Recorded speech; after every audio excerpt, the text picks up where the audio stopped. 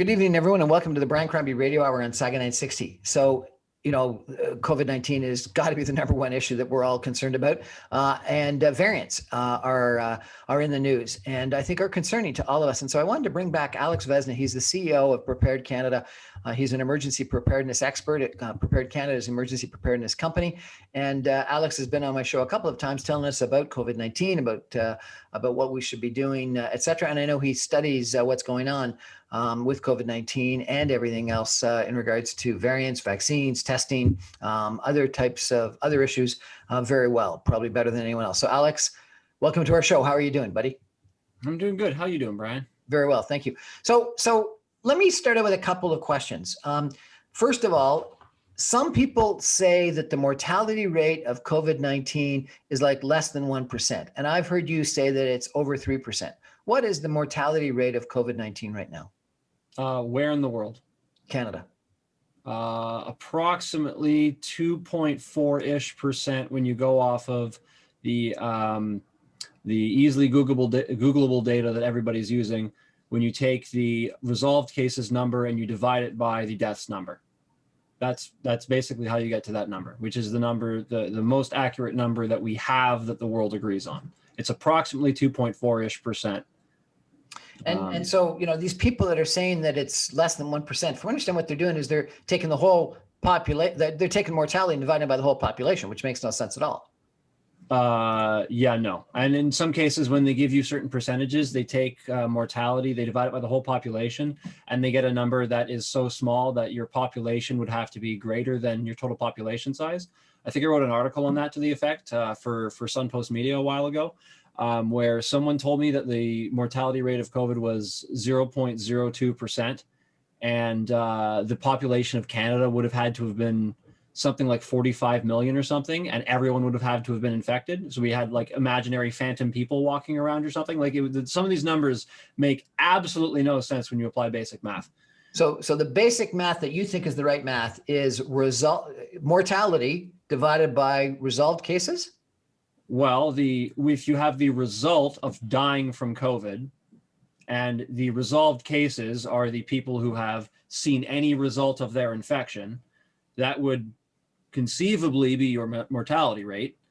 I don't know if you can die from something like COVID if you haven't caught it yet. I don't see how you could get any other number. Like, you could argue as to whether or not we've missed some cases or some deaths haven't been counted, but you have people who have gone through an infection and died or not. And so you say that is about 2-point-something%. 2 point something. It's under 3. It's over 2 as of a week ago. I need to check. And then the other issue that's come up is that there's a whole bunch of variants that have shown themselves in Canada and North America, around the world, et cetera. And I think that you've expressed a concern that some of these variants have a far higher mortality rate. Is that the case? Depends on the variant, and it's inconclusive. So it depends. We know that, well, we suspect heavily. So knowing in this always takes a few months after you think you know something. So we suspect heavily that the UK variant spreads, so not lethality, but transmissivity, spreads at least 40 to 60% faster, which if it gets to more people than your 2.5, 2.4-ish% is more people in total numbers. So regardless whether it's more lethal or not, if it's more transmissive or more lethal, that matters. So we know with the UK variant, or we suspect heavily with the UK variant that is the case on the transmissivity side, and we suspect heavily with the South African variant. I'm not going to use the numbered parts because it's too, people know them by the country names. Otherwise, it's just, what is this number? The South African variant, we heavily suspect that in many cases, it is resistant to the protection that people get from the vaccine. So months down the line, we're concerned that when the population is resistant to pre-existing variants, and in many cases the UK, we may have another one that kind of spreads over top as a second pandemic, like having 2 pandemics at once, and that it will in effect have a greater lethality rate. Does that make sense? Why would it in effect have a greater lethality? Because when you have you have a relative lethality rate in your population post-vaccine, which is going to be a very low number. When you like, hypothetically, you get your whole population vaccinated to some disease, if your whole population is vaccinated to said disease, very few people in your population should die from said disease. That's the logic, yes? Yep. Okay, so if you have a different version of said disease that that infects you and potentially kills you anyways, because it's different enough that your vaccine doesn't necessarily cover it, and this isn't confirmed, but it's suspected in part with the South African variant, then down the line, when you're resistant to one version, the other version, relatively speaking, is more lethal because you're not resistant to it yet. Does that make sense? Yes. Okay, I'm just confirming because I was wordy and I get word salady sometimes, and I want to make sure that we're good. We're chatting tonight with Alex Vezina. He's the CEO of Prepared Canada Emergency Preparedness Company about COVID-19 and some of the variants and the vaccines, et cetera. We're going to take a break and come back more and chat in a little bit more detail with Alex in just a minute. Stay with us.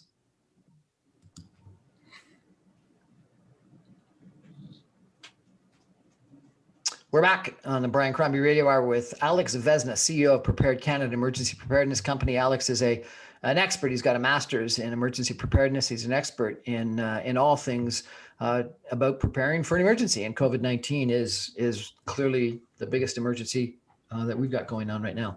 Alex, you wrote an article that I read that was really kind of interesting. You said it was called "Prepare Now for the New Normal," created by COVID-19. What do you think that new normal is? Well, that kind of depends. Keep in mind also, I'm not allowed to dictate my own headlines here, but so what is your specific question? Because what's the new normal? What's the new normal that COVID-19 is going to create? Okay. We've got to prepare for. It depends on the country. Are you talking about medical new normal or are you talking about, okay, Canada? There's a bunch of ways to take this. Now there's the medical new normal where, we may, in effect, have to assume that masks are forever. There is the general new normal of the whack-a-mole problem that we essentially have between variants of COVID and vaccines, which is really what that article gets into in more detail. The major point of that article in general, and the point that I'm trying to get across, is that we heavily suspect right now that COVID-19 is mutating at a rate faster than we can develop the vaccines for it. So you run into the flu problem, the influenza problem, to a lesser degree because it mutates less quickly than influenza. But you run into the flu problem where you keep getting a new version and then having to make a new vaccine to deal with the new version. And you run into potentially problems with how fast this thing spreads, where your vaccine production facilities like Johnson & Johnson, for example, would have to decide between if they need to produce a vaccine for COVID A or COVID B because they have limited production capability. So, the new normal idea here is that prepare for COVID to potentially be spreading all the time, just like we have with the flu, except it's significantly more lethal. Right, which we've discussed before, because I brought this up with you in previous conversations as a possibility that it could happen. It's just now we're starting to hear from health experts everywhere that it apparently is happening. But it's interesting because a bunch of the implications of your concern about this continuation of COVID-19 in a new normal going forward are profound. The one you talk about how long it takes to typically manufacture, to develop and get approved and then manufacture vaccines. And we may need to get new ones for the new variants. And we've got to continue this sort of, Operation Warp Speed process that the United States had on vaccines. Then you talk about the impact of long-term care. And are we going to have the same problems again? Then you talk about doctors and doctors that are retiring, and we may need more physicians in the future. And then we talk about nurses and other, frontline workers, and that they're experiencing burnout. You talk about a bunch of different concerns that if it's a one-time thing, maybe we can live with. But if this is going to be around for a while, we got an issue. Yeah, we do. And you have the collapse of a healthcare system, right? But we've been talking about this. I mean, this has been discussed for months. The problem, the fundamental problem that I've had with Canada's strategy is sustainability. The praying that a vaccine comes faster than we think, praying everything goes right, and then we'll cross that bridge when we get there style attitude. And we'll cross that bridge when we get there is completely opposite of disaster management thinking or emergency management thinking. We never want to end up in that space, because you end up with problems you've never thought could happen that you have to react to instead of preventing them from happening. Right. So these are some examples. There are other examples which are more horrifying that I didn't want to put in national print media. But yeah, we've seen a trend of doctors wanting to leave Ontario medicine or Canada for the last 10 years plus. I've seen private polls and responses from doctors across Ontario, upwards of 80% or some horrifyingly large number of them just don't want to work here for a variety of reasons pre-pandemic, right? Like this has been a problem that just gets exacerbated. We saw the same issue, and we're seeing the same issue with having enough specialized lab technicians to do the tests for everything. Right? Well, we're seeing it now with enough people to administer the vaccines. Oh, yeah. And in Israel, they have IKEA doing it. What? Well, you are unaware? They have IKEA doing it in Israel? 90% sure it's IKEA in Israel. Really? Yeah. Well, maybe that's not a bad idea. Israel's leading the way in a lot of things. Yeah. Here. Yeah. COVID vaccines offered at stores and IKEA. It was news months ago. You had they looked at rolling out the vaccine to the whole population, and they found a way to mass train people, and they found that IKEA was just a large distribution area, and they could use it to help get vaccines to people quicker. So some countries are doing this much faster and innovating much quicker with things, but Israel's one of the leaders in the world for vaccinating their population. So that really is a cherry-picked example for the people who are doing the best. So it's not really fair to compare yourself against the best all the time, right? Just in fairness here, right? But yeah, they utilizing the private sector in large logistic specialized areas that can be integrated with your health system to solve a problem. Yeah, other countries have done it. So, anyways, yeah, that's a thing. And then you wrote about use of bracelets that would determine whether we're too close to people. Do we really need to think about more rigorous ways of ensuring physical distancing? Okay, so the bracelets article was not about whether or not we should use bracelets. It was about cost benefit. The reality is that program was only, I believe, I can't recall now, it was a while ago, but I believe it was about $2.5 million. And when you look at the cost of one patient with COVID that survives going through their hospital stay versus the cost of that program, if simply putting the idea in people's heads that we could have bracelets and having them think about distancing, if the thought of distancing resulted in, I think it was 50 less people getting infected needing to be hospitalized, the program paid for itself, even if you never produced a bracelet. So it's about cost benefit and prevention and emergency management. If it's very, very inexpensive to put in solutions if you put them in before the thing impacts people. So that's really what that was more about. As to whether or not I think the bracelets will work, if they work enough where you get 50 less people hospitalized across however long the pandemic goes for one small fee of $2.5 million, you start making money off of bracelets, as in saving money from not having to spend it on healthcare, right? Like that, it's a win. That's the point. Does that make sense? By forcing people to be physically distanced, and what you're saying is effectively more rigorous adherence to physical distancing pays for itself. No, what I'm saying is if you spend $2.5 million and it makes enough people think about it, and then they don't, and then that spread doesn't occur, and you net have 50 less cases in a hospital, it was worth spending the $2.5 million. Right. It's about putting yourself in prevention thinking. Gotcha. It's the same type of arguments made for fire prevention when we educate kids in schools. Okay. Like it's that type of idea. Okay. And then the other implication you talked about in your most recent article that I read was that particularly if these variants take off and the pandemic is with us for a while, and the vaccines don't cover them all, that this economic dislocation is going to continue, and that's going to have major impacts. What's the implication of that? That we just got to open up? Okay. This is, I'm trying to roll that back into something that's more palatable for a wide audience. This is really about what you normalize in public health measures.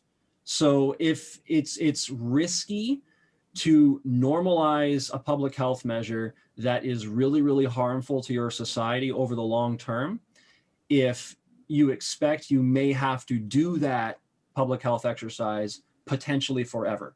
So for example, lockdowns are always not always, but they're often the subject of discussion. Business closures are the subject of discussion when you get into this.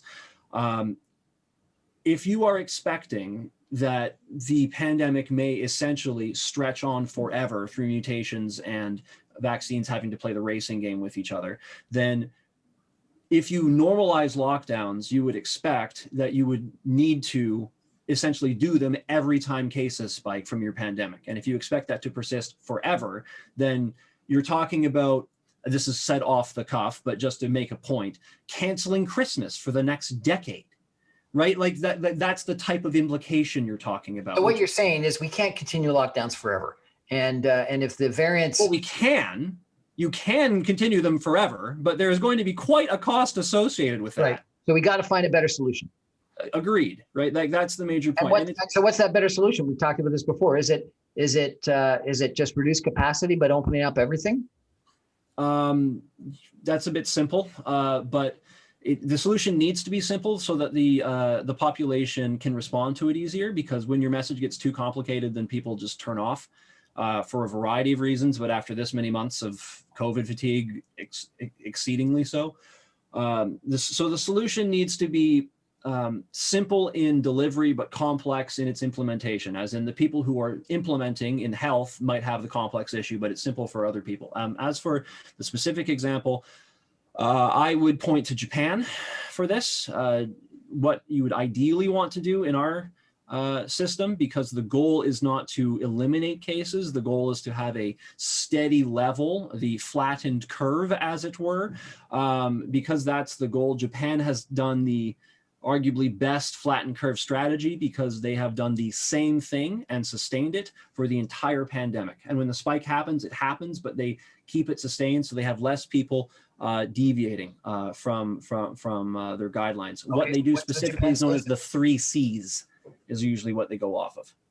The 3 C's in Japan. What are the 3 C's? And the 3 C's have gone over have been actually said by Dr. Tam as well. And Health Canada has put them forward. It's just the problem is that we have the 3 C's message plus the lockdown message plus this message plus this message. So there's too much going on, and people are associating the 3 C's with other things. So I'll give you the 3 C's first, because I know that you asked me about what they are. Essentially, the 3 C's.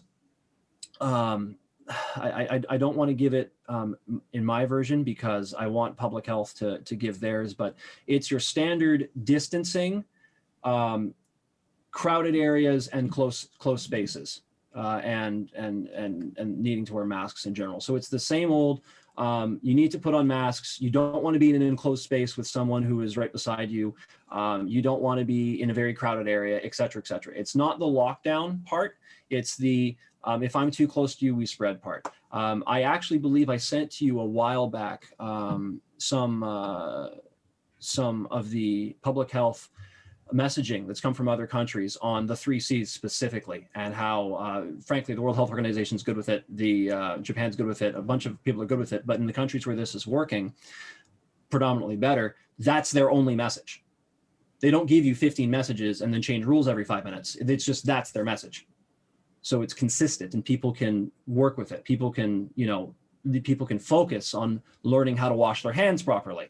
So the World Health Organization has avoid the 3 C's as a major landing page for their website, and it says avoid these places. Number 1, crowded places with many people nearby. 2, close contact settings, especially where people have close range conversations. Mhm. and 3, confined and enclosed spaces with poor ventilation, and says, and if you get all 3 and they overlap, crowded places, close contact settings, and confined and enclosed spaces, then you're at most risk. So it sounds like actually some helpful rules of what to avoid.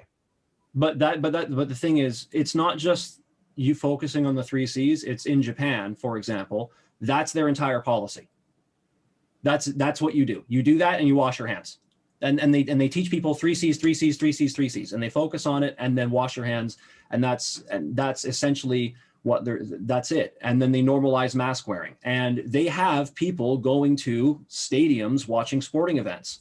But in the stadiums, to focus on the crowding, for example, in some stadiums, they have cameras that track the amount of carbon dioxide in the environment to see if there's too much exhaling in the area, to see if the crowded thing is a problem. Now, you as an individual don't care because you don't need to know how that works. The business or the government can focus on how to implement the 3 Cs. You just need to know the 3 Cs. The problem you have is when the public health messaging gets mixed with non-sustainable acts that people associate with their lives being destroyed.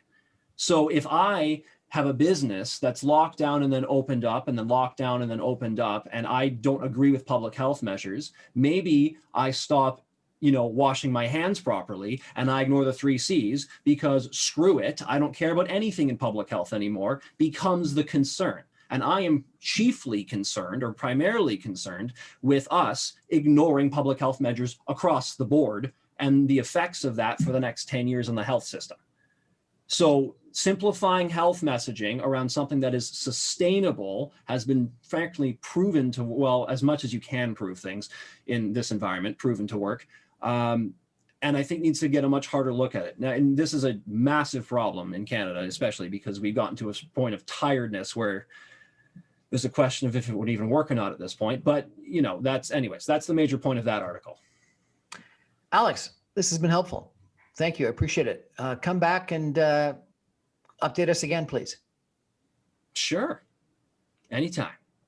Alex Vezina, CEO of Prepared Canada, emergency preparedness company. He's been on our show a couple of times and he's given us some good advice. And I guess my takeaway from tonight's conversation, more than anything else, is we're all hoping that this vaccine works. We're all hoping that we get the vaccine. We're all hoping that with that, we can open up and go back to the world as it was in a couple of months. But what Alex is saying is that may not pan out. And it may not pan out, I guess, primarily because the variants spread more quickly and or the variants may not be, the vaccines may not protect us from some of the variants. And if that's the case, then COVID-19 could come back on a fairly regular basis, just like the flu comes back on a fairly regular basis, albeit, he says, with a regrettably higher infection rate and or mortality rate. Sounds like mortality is Alex's issue. And if that's the case, we got to rethink things. We got to think our healthcare system. We've got to rethink how we respond from a public health standpoint and the impact on the economy. And one other thing he mentioned in the article that we didn't talk about today is what our social system is all about. And we've really had a guaranteed annual income with some of the government programs this past year, and whether we should consider something like that in the long term. Alex Vezina, thank you so much. Thank you. That's our show. Thank you very much, everybody. Good night.